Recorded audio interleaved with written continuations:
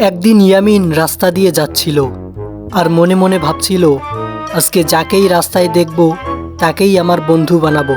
তারপর হঠাৎ করে ইয়ামিন দেখতে পায় রাস্তার মাঝে একটা জেব্রা বসে আছে। তারপর ইয়ামিন মনে মনে ভাবতে থাকে, আজকে এই জেব্রাকেই আমার বন্ধু বানাবো। তারপর ইয়ামিন সেই জেব্রার কাছে যায় আর বুঝতে পারে জেব্রাটি কান্না করছে। আমার কোনো বন্ধু নেই। তারপর ইয়ামিন সেই জেব্রাটাকে জিজ্ঞাসা করে, আরে তুমি কান্না করছো কেন? আমার বন্ধু হবে?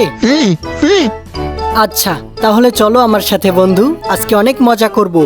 তারপর ইয়ামিন তার জেব্রা বন্ধুকে তার ভাইরাল গান শোনাতে শোনাতে যাচ্ছিল। আমি নিচে ডলফিনটা তো জঙ্গলের মতন, হেডাটা জঙ্গলের মতন, বগুড়ার দই হালায় বাড়তি গায়, মোস্তাকিমের চাপা বাড়তি গায়, বগুড়ার দই হালায় বাড়তি গায়, মোস্তাকিমের চাপা বাড়তি গায়, বগুড়ার দই। হঠাৎ করে রাস্তার মাঝে একটা রাক্ষস এসে ইয়ামিনকে এক ঘুষি মেরে সেখান থেকে তার বন্ধু জেব্রাকে নিয়ে চলে যায়।